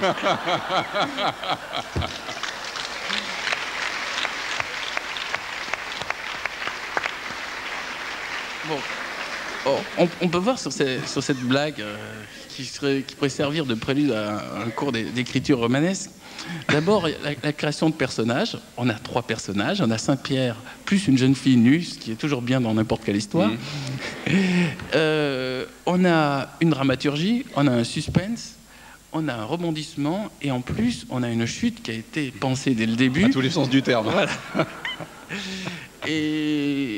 Et une manière de trimballer la personne qui écoute, qui fait qu'elle est tout le temps prise, elle est en retard d'un petit épisode, ce qui crée l'effet du mot. Je dirais que c'est une structure narrative parfaite. Pour moi, cette histoire est une structure narrative parfaite. Il y a un suspense, il y a un danger, il y a des coups de théâtre, et tout ça sur une distance très très courte. C'est l'idéal, c'est ça que je recherche, arriver en roman à avoir ça. Et vous inspirez aussi beaucoup du cinéma pour écrire, enfin de la manière dont vous Oui, notamment du montage. J'ai eu un petit problème chez Albin Michel, dont une représentante est parmi nous aujourd'hui. J'ai eu un petit problème, c'est que je m'inspirant du cinéma, je faisais des chapitres qui avaient les tailles des séquences des films. Or, dans un film, vous avez des séquences longues, des séquences courtes, et par moments des séquences hachées. Pour moi, une séquence hachée, ça va correspondre à un paragraphe de 2 lignes. Un autre paragraphe de 2 lignes, un autre paragraphe de 2 lignes, un paragraphe de 5 lignes, un paragraphe de 10 lignes, et à côté de ça, un plan séquence, qui correspond au cinéma à un plan séquence, peut me faire 20 pages. Je peux avoir 20 pages de texte, et à côté, dans un chapitre, et à côté, un chapitre de 1 ligne. Alors ça, chez mon éditeur, il ne connaissait pas. Donc ce qu'ils ont fait, c'est qu'ils ont tout regroupé pour avoir des chapitres de 5 pages. 5 pages, 5 pages, 5 pages. Vous savez, comme on range des billes dans des sacs en disant, bon, ce garçon, on n'est pas très méthodique, il n'a pas calibré ses chapitres, ils sont tous de taille inégale. Ils n'ont pas compris que c'était une écriture cinématographique. Et d'ailleurs, Donc j'ai dû vraiment intervenir au dernier moment et tout reconstruire avant pratiquement que ça parte à l'imprimerie, sinon, c'est-à-dire il m'avait tout regroupé n'importe comment. Aux États-Unis, quand le livre est sorti, ils m'ont refait exactement la même chose, c'est-à-dire regrouper les chapitres, les séquences, pour que ça fasse tout le temps une taille égale. Parce qu'ils considéraient qu'un chapitre, le livre doit, on va dire, un livre c'est 3 actes, et à travers ces 3 actes, dans chaque acte, il doit y avoir 10 séquences, et puis voilà, c'est des règles d'édition classiques, et je l'ai bousculé un peu, donc ça n'a pas plu. Maintenant c'est admis, il y a d'autres auteurs qui ont repris cette idée, je ne suis plus le seul à faire ça, mais à l'époque, c'était vraiment issu du cinéma. Alors, il y a souvent des auteurs qui nous disent, lorsque l'on leur demande comment ils travaillent, qu'ils ont évidemment l'angoisse de la page blanche, comme beaucoup, mais alors vous, c'est exactement l'inverse, c'est-à-dire que vous avez au contraire peur, lorsque vous écrivez vos romans, de ne pas avoir le temps de tout noter. C'est-à-dire que lorsque vous écrivez, il y a plein d'idées qui vous viennent, et vous avez peur d'oublier des choses à ce point-là?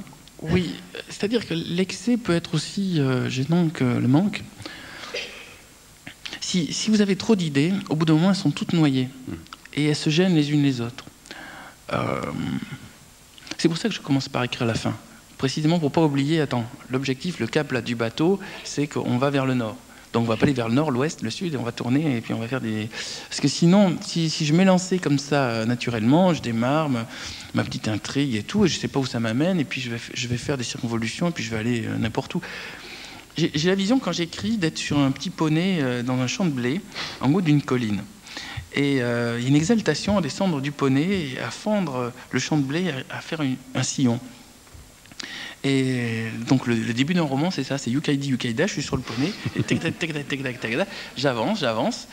Puis au bout d'un moment, j'ai descendu la colline, et puis je suis en bas, dans la vallée, puis il n'y a plus de pente.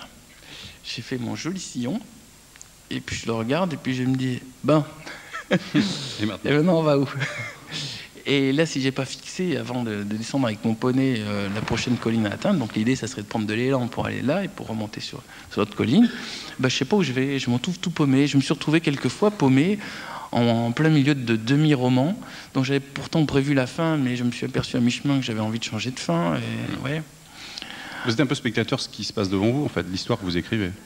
Je suis spectateur, oui, par moment d'ailleurs je comprends même pas ce que j'écris. J'écris un truc, je sais pas, parce qu'il me semble qu'il fallait l'écrire comme ça, puis je le relis, puis je me dis, c'est vachement fortiche, et puis en plus à la première lecture j'avais pas pigé, donc je le relis pour bien comprendre ce que je voulais dire. C'est un peu comme s'il y avait quelque chose en moi qu'on pourrait appeler l'inconscient, qui s'exprime à travers l'écriture, mais que mon conscient n'arrive pas forcément à suivre. Et c'est une sensation très agréable. C'est pour ça que je vous parlais de schizophrénie, parce que je laisse parler un être en moi que je ne connais pas, qui est secret, qui a l'air de savoir beaucoup plus de choses que moi, de comprendre plein de choses, et d'être beaucoup plus intelligent. Et oui, je pense que certaines personnes pourraient le vivre assez mal. D'écrire quelque chose et de ne pas le comprendre ce qu'on a écrit, c'est étonnant. C'est pour ça aussi que j'écris la fin. Parce que comme ça, quelle que soit l'expression de cet être inconscient, il pourra de toute manière pas aller autrement que dans la direction que j'ai fixée au début. Et quand vous dites que vous écrivez la fin, c'est-à-dire que vous écrivez quoi, 3-4 dernières pages ou ah non, je fais la grande scène d'apothéose. Ah oui. Un roman... Vous m'avez en image aussi là-bas, je vois que tout le monde regarde. Oui. Je peux les regarder, je reviens. Ah oui, mais vous n'allez pas vous voir. Merci Bernard Werber, au revoir. Oui, bah oui. Il n'y a rien. Oui, non, mais je regardais le cadrage. C'est monsieur, en fait. D'accord. Et cette autre caméra, c'est gros plan. C'est quoi? Celle-ci. Celle-là, c'est... Voilà, ah oui, les deux prennent, c'est-à-dire de temps en temps, vous faites du montage. Ah oui. Et c'est gardé en cassette quelque part? Oui. Vous la voudrez? Oui, volontiers. On vous la donnera. Je laisserai un héritage Cadeau. à ma postérité. Mais donc, j'écris, pour terminer ça, j'écris la scène... en fait, j'essaie de faire la scène la plus sublime possible, qui soit la scène finale. Et je considère que c'est une récompense pour les gens qui sont allés jusqu'au bout du livre. Ouais. Je considère que les gens qui m'ont lu, qui ont dépassé la page 250, ont un mérite. Déjà, ils sont allés vers le livre, ils l'ont payé. Ils ont fait l'effort de prendre, je sais pas, ça doit prendre 7 heures pour lire mon bouquin, donc ils ont pris 7 heures de leur vie où ils ont considéré que lire mon bouquin était plus intéressant que aller draguer, aller en boîte, se saouler la gueule, regarder un match de foot, enfin, toutes les activités, manger des rillettes, toutes les activités normales de la moyenne de la population. Donc ils m'ont fait un grand cadeau en me lisant. Donc je veux leur C'est la faire... récompense. Ouais. Ouais, je veux leur faire le plus beau. On peut manger des rillettes en même temps. Oui, mais alors, faut s'organiser. Faut caler le livre, faut se mettre au lit et tout. Et donc, pour moi, la notion de récompense, ça veut dire qu'ils vont ressentir quelque chose de très agréable. Pour ça, par exemple, une des techniques de récompense, ça peut être qu'ils aient eu très peur que mes personnages échouent. C'est le climax, ce qu'on appelle, c'est-à-dire le moment où on se dit, cette fois-ci, les héros, ils s'en tireront jamais. Et bien là, l'une des manières de faire plaisir à son lecteur, c'est de faire que les héros vont s'en tirer, mais d'une manière auquel n'avait pas pensé le lecteur. Donc c'est la sauvegarde surprise, qui vont se dire, bon sang, voilà, cette fois-ci, il y est. Et c'est une gestion, en fait, une gestion de la frustration du lecteur de ne pas savoir la fin et de ne pas savoir ce qui va arriver au héros, qui est assouvie par la découverte de l'information importante et la découverte de ce qui arrive au héros. Pour moi, l'une des structures qui fonctionne le mieux, c'est comment il s'appelle, Alexandre Dumas, le type là qui était dans la prison. Le Comte de Monte Cristo. Comte de Monte Cristo, oui, j'ai pas de mémoire. Le Comte de Monte Cristo, c'est-à-dire c'est la vengeance. Le type s'en est pris plein la figure parce qu'il a été trahi par sa compagne, ses copains, par tous les gens autour de lui. Et puis à ce moment-là, nous lecteurs, on est en colère. On se dit c'est vraiment dégueulasse ce qui est arrivé. Et en plus, il se retrouve en prison, qui est très mal fréquentée, dans une île où il ne pourra pas sortir. Bon, il arrive à sortir de la prison, il arrive à sortir de l'île, il n'a pas de sous, il arrive à se refaire fortune. Et là-dessus, il retrouve tous les gens qui ont fait du mal, et on n'a qu'une seule envie, c'est qu'ils en prennent plein la gueule. Et ça, je vous dis, c'est la gestion du plaisir et du désir du lecteur. Mais à ce moment-là, le type, il est malin, l'écrivain, ce qu'il fait, il fait non, Monte Cristo, après la prison, il ne va pas se venger tout de suite, parce qu'il pourrait arriver, il y a un flingue, et puis il dit, toi, tu m'as fait du mal, suivant, voilà, subtil, hein. Et en 5 pages, c'est fini. Non. Au contraire, il dit à tout le monde, je vous ai pardonné, de toute façon, tout ça, c'est un quiproquo. Et là, le lecteur, il se dit, mais c'est pas possible, avec ce qu'il en fait, il va pas pardonner. Et puis, on s'aperçoit, non, la vengeance est un plat qui se mange froid. Et progressivement, au fur et à mesure que les méchants vont être punis, le lecteur va être content. Jusqu'au méchant des méchants, qui va être puni dans la scène finale. Et là, normalement, c'est la récompense du lecteur. Avec, normalement, l'apothéose, je ne me rappelle plus, dans Monte Cristo, est-ce qu'il couche avec une fille bien, au final? S'il y en a qui savent. Normalement, c'est ce qu'on fait comme récompense pour le... C'est quel cas, là? C'est quel cas? Pour le héros qui a beaucoup souffert. Après avoir cassé la gueule au salopard qui est cause de tous ses tourments, il nique sa compagne. C'est la règle de la confrérie. La confrérie des romanciers, on est obligé de faire ça. Si on ne le fait pas, après... Bien, la parole est maintenant à vous. Il y a des micros qui se promènent autour de vous.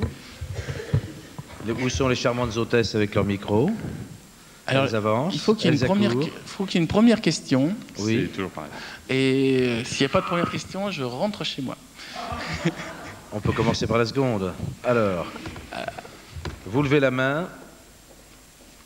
Vous pouvez poser n'importe quelle question, de toute façon, je dirais n'importe quoi. Bon, ah si, alors, voilà, bravo monsieur. Voilà. Bravo monsieur, vous avez gagné. Non, mais surtout, il a lancé le principe. Maintenant, la deuxième question est en préparation. Hein. Ça marche. Vous êtes debout, je me mettrai debout aussi. Allez-y. Comme ça, je vous vois mieux aussi. Vous pouvez le détacher si vous voulez. Ah, on peut? Ouais, je pense. C'est pas très esthétique. Super. Bonjour messieurs, dames. Oui monsieur, allez-y. C'est moderne, hein. J'aurais voulu savoir, s'il vous plaît, bonsoir Bernard Werber, j'aurais voulu savoir comment sont nés dans votre imagination les deux personnages de votre dernier livre, et en fait qui sont des personnages récurrents puisqu'on récupère ceux du père de nos pères, s'il vous plaît. Lucrèce et Isidore. Hein. Voilà. Je vous remercie. Alors, en fait, c'est très très difficile de faire des personnages. Un personnage est... Pour qu'un personnage fonctionne, il faut que le lecteur se dise « Tiens, je connais quelqu'un qui est comme lui ». Vous comprenez? Sinon, les personnages font rapidement toc.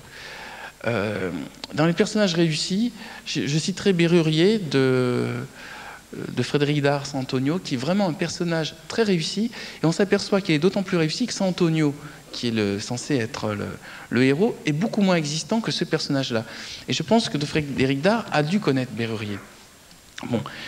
En général, ce que font les auteurs pour faire des personnages, c'est que soit ils parlent de quelqu'un qu'ils connaissent vraiment très bien, leur meilleur ami, ou alors ils parlent d'eux-mêmes.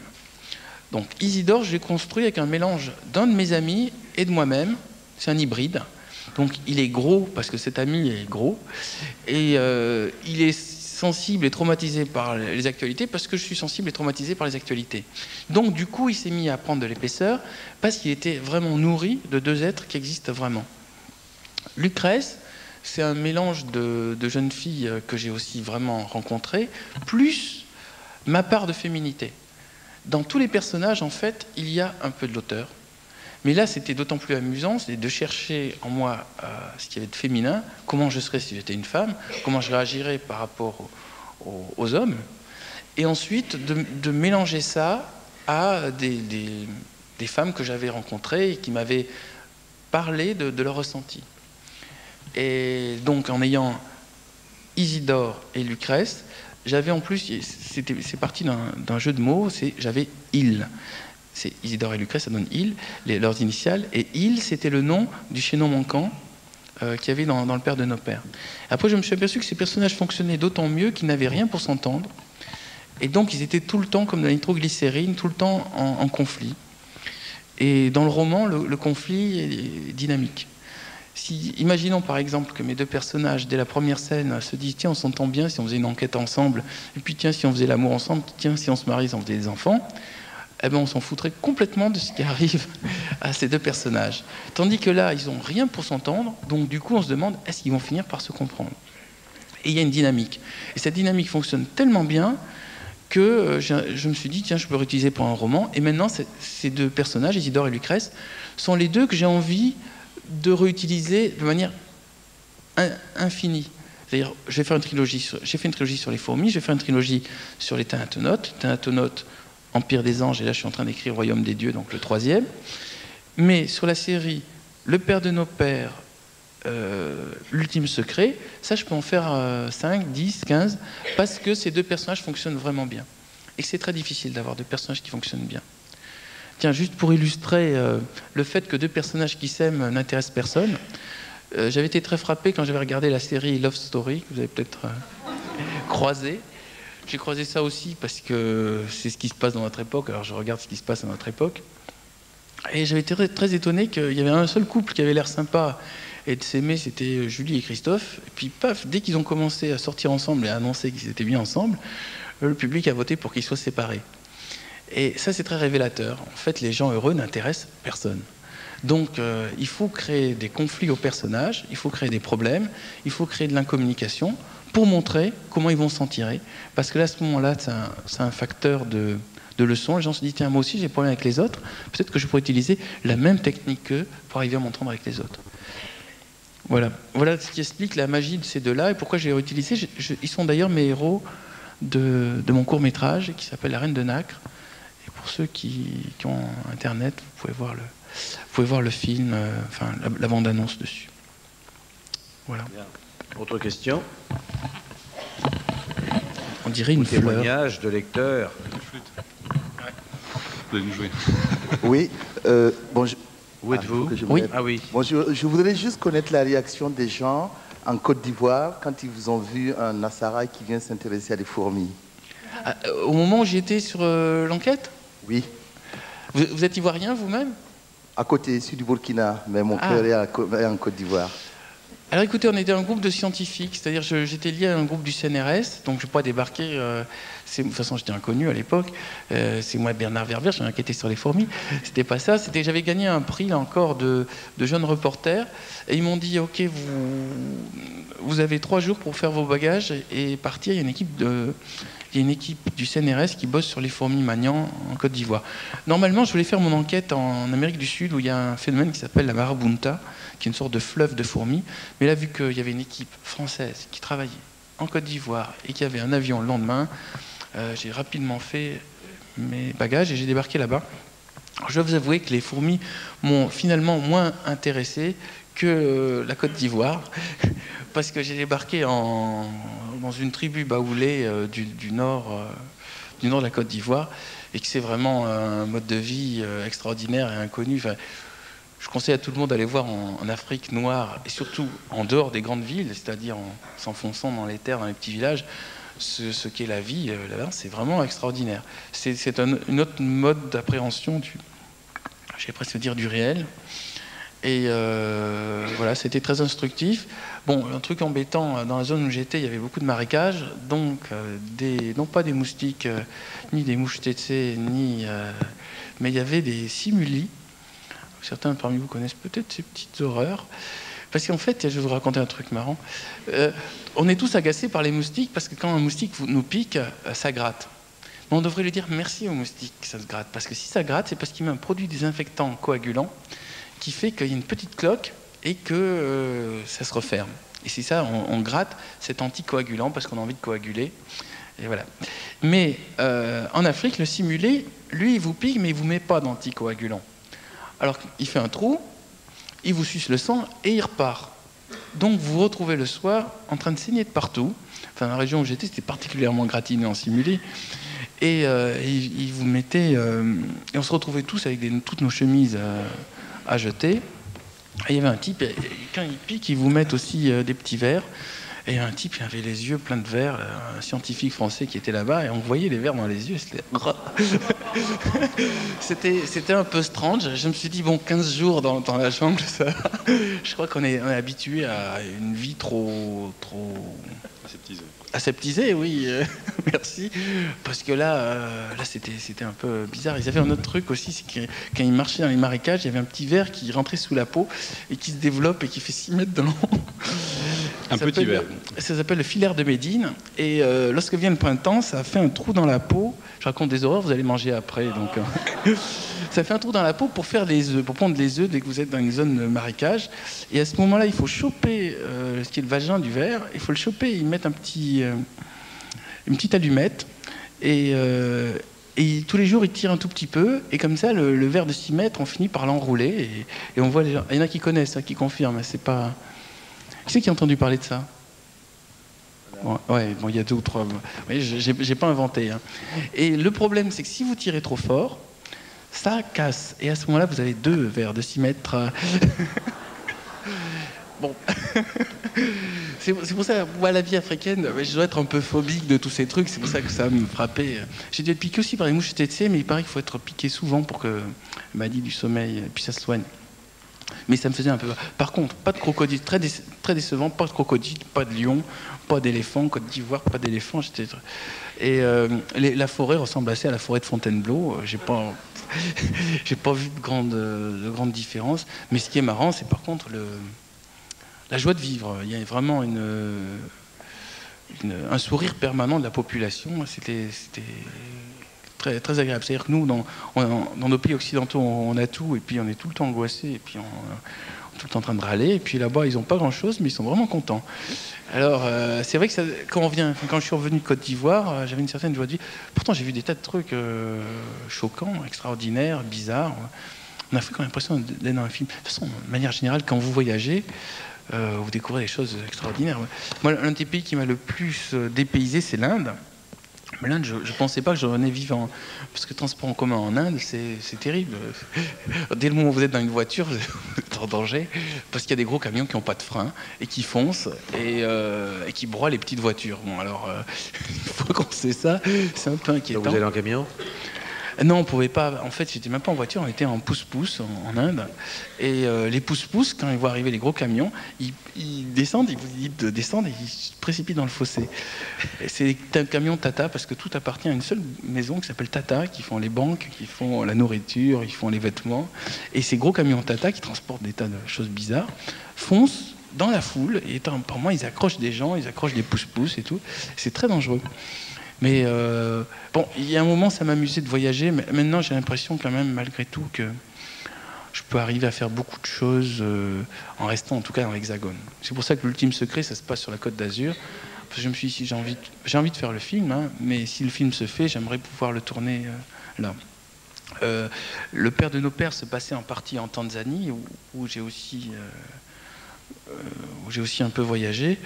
Mais plus ça va aller, plus je crois que je vais faire... Vous savez, comme Stephen King, tous ses livres se passent dans un seul bled, c'est Bangor, c'est l'endroit où il vit. Comme ça, il sait de quoi il parle, il connaît tout le nom de toutes les rues. Peut-être c'est l'âge. Avec l'âge, donc je voyage moins et mes situations se passent de plus en plus en France. Voilà, donc je vais réduire. Après, ça va se passer au Mans, après, ça va se passer à Paris. Après, ça va se passer dans mon arrondissement, qui est le 15e arrondissement. Et puis après, ça va se passer dans ma rue. Et quand je serai très très vieux, ça se passera que dans mon immeuble. Voilà. Bien, merci. On prend encore 2 ou 3 questions. Voilà, oui. Premier rang, 3e rang. Non, là-bas, pardon, madame. Allez-y. On va voir Je n'ai pas encore lu tous vos livres, j'en ai lu 3, mais les Thanatonautes... Ah, vous avez lu 3 livres. Attendez, vous êtes où? Levez la main. À gauche, à gauche. Ici, je ne suis pas grande, mais les Thanatonautes m'ont particulièrement interrogée et je voudrais savoir la source de votre inspiration. D'abord, merci d'évoquer les Thanatonautes, qui est mon livre le moins connu et fétiche, le préféré. Ma source d'inspiration...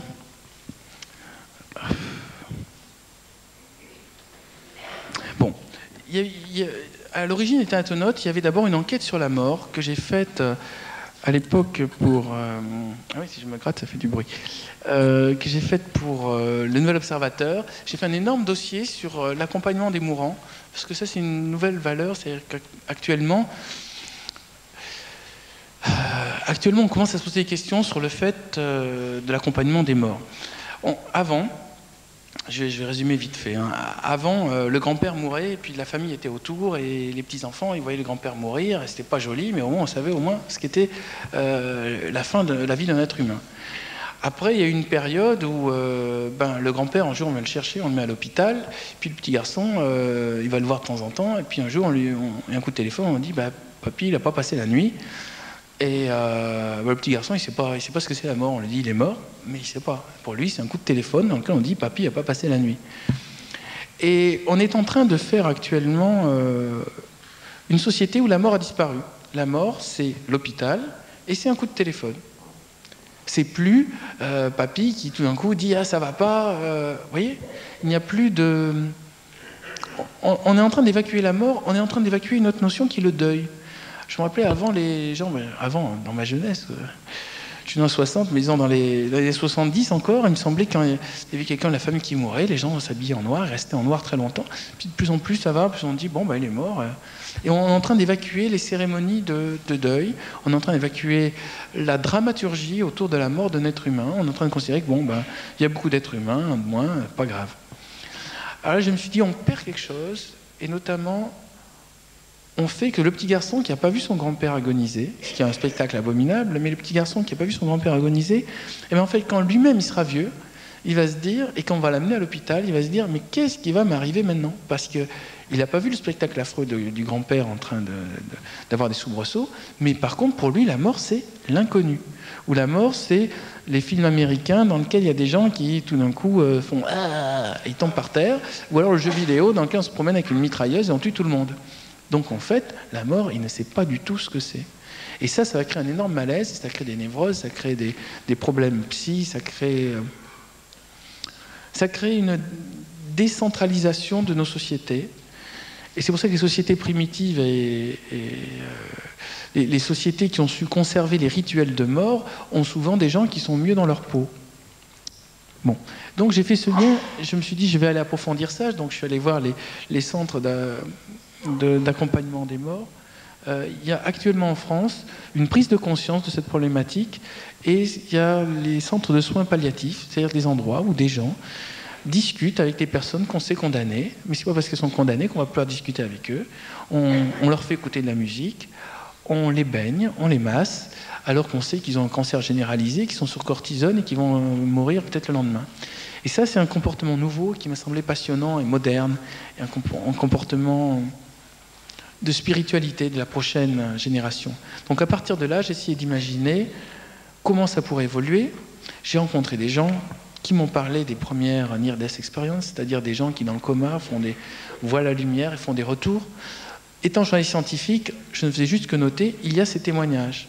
Mais je ne vais pas dire j'y crois ou j'y crois pas. À la limite, je m'en fous qu'on y croit ou qu'on n'y croit pas.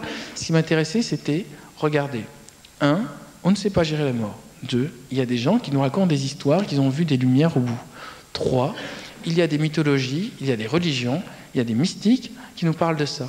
Je vais mélanger les 3 et je vais essayer de voir quel trajet on risque de faire probablement une fois qu'on est mort, comment nos sociétés peuvent intégrer la mort d'une manière plus sereine. Voilà, donc ça a donné un grand dossier de l'Observateur qui a sauté au dernier moment parce que ma rédactrice en chef s'est fait offrir des vêtements et donc du coup elle a remplacé tout mon dossier par des publicités. Alors j'ai été très frustré et du coup j'en ai fait un roman. Voilà, ben ça a donné les Thanatonautes et ça devait être le roman qui devait me permettre de sortir, comme je vous le disais tout à l'heure, des fourmis. Ça n'a pas été le cas, donc j'ai replongé dans les fourmis. Et après, bien plus tard, quand c'est sorti en poche, le livre a vachement bien marché. Et tout le monde m'a dit, mais c'est notre livre préféré et c'est dans celui-là vraiment qu'on s'éclate. Donc j'ai fait la suite qui s'appelle Empire des Anges et qui, jusqu'à l'ultime secret, jusqu'à il y a 15 jours, était finalement le livre qui a connu le plus de public. Donc voilà la raison pour laquelle je fais Le Royaume des Dieux, donc le 3e, donc Thanatonautes, Empire des Anges et Royaume des Dieux, vont faire une sorte de trilogie sur le monde de l'au-delà. Et sinon, mon inspiration, puisque c'était ça votre question, je ne sais pas d'où elle vient, et je ne prends pas de drogue, et je ne suis pas mystique, et l'essentiel du livre a été écrit par contre sur Prélude à l'après-midi d'un faune de Debussy, qui était ma seule drogue au moment de l'écriture des Thanatonautes.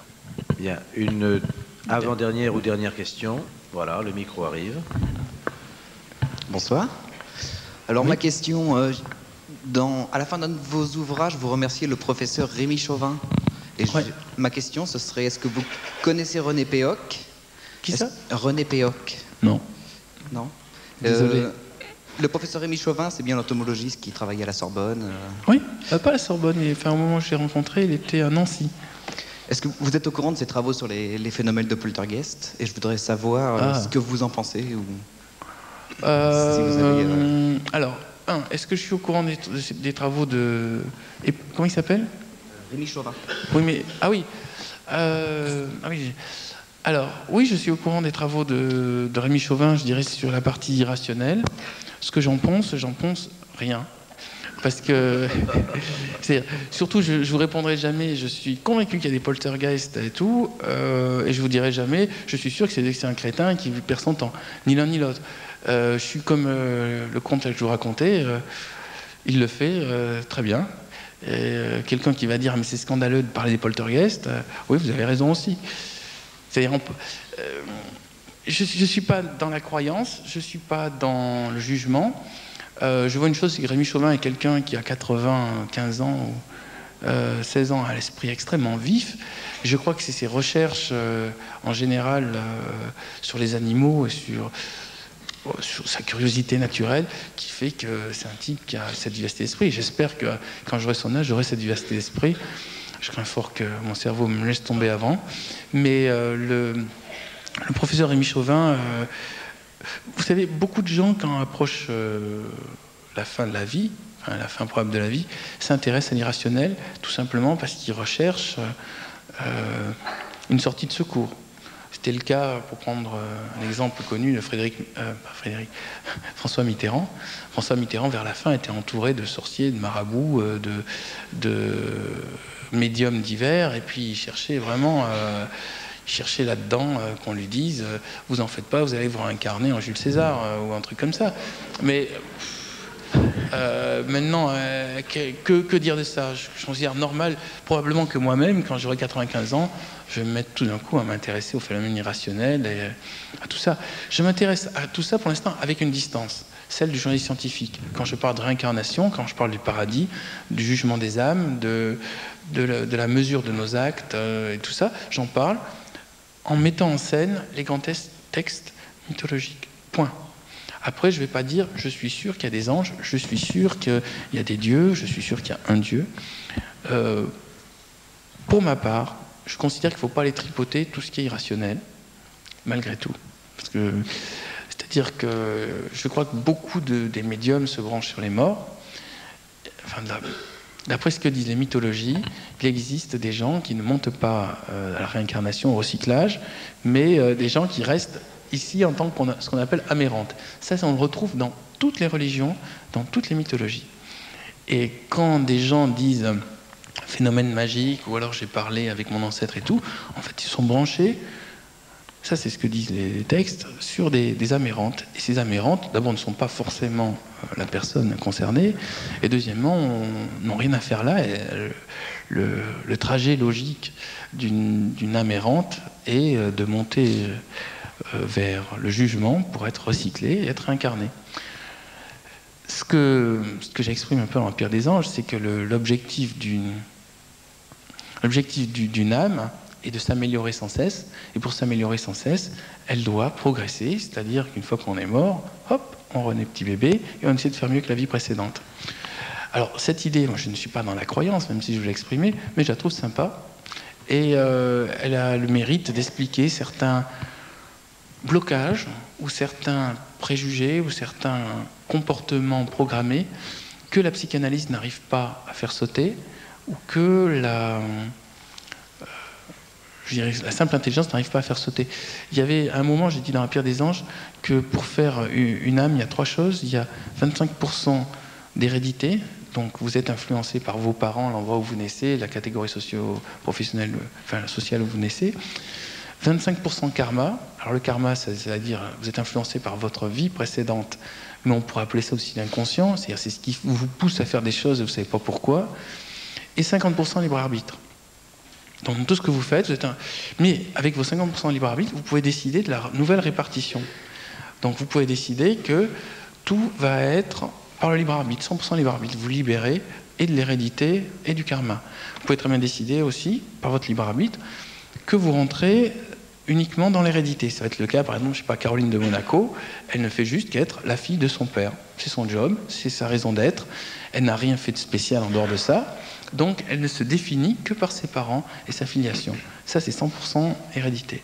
Et vous pouvez très bien essayer de prendre conscience de votre karma, je viens de dire, c'est-à-dire votre inconscient, votre vie précédente, et y accorder une importance à ça.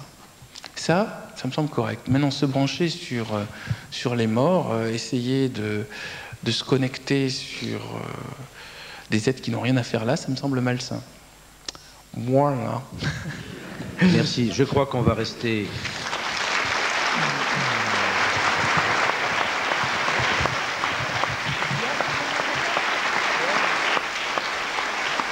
Allez.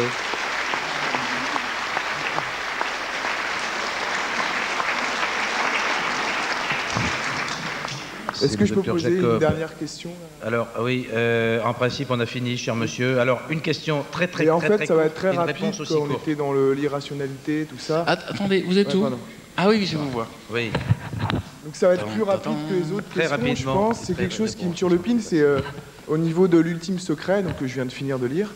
Et en fait, vous avez l'habitude dans vos livres de faire, on sent beaucoup d'études, de rencontrer des gens, des scientifiques, avant de faire des livres. Et en fait, est-ce que vous avez vraiment fait de la montgolfière? Je voulais savoir juste. Avec l'histoire qu'il y a eu et puis... Je vais faire court, mais je vais quand même répondre à ce monsieur. Oui, j'ai fait la montgolfière, on a atterri dans un champ, il y avait un paysan qui sortait avec un fusil et il nous a lâché les chiens, on a dû se précipiter à l'intérieur et il voulait pas, on a dû négocier parce qu'avec la montgolfière, on tombe un peu n'importe où, c'est la vraie aventure, ça ne se dirige pas. Mais vous connaissez la montgolfière vous-même? Pas du tout. Ah bon. Non, j'ai fait la montgolfière et c'est l'une des dernières... Ça m'a fait penser, en fait, c'était le côté, quand vous parliez tout à l'heure, il y a le héros, on a l'impression qu'il va pas s'en sortir, et puis d'un coup, il y a une montgolfière qui arrive. Ah oui, vous voulez dire le Deus Ex Machina. J'ai d'autres questions à poser, mais en fait, c'est... Ouais, bon, on se verra tout à l'heure. Mais sinon, la montgolfière, je le conseille à tout le monde, c'est un peu cher, par contre. Ouais, par contre. Merci bien. Quoi? Allez. Bon, eh ben, merci de votre patience et de votre attention. Juste, s'il vous plaît, laissez Bernard Werber regagner le fond de la salle pour la dédicace. Merci.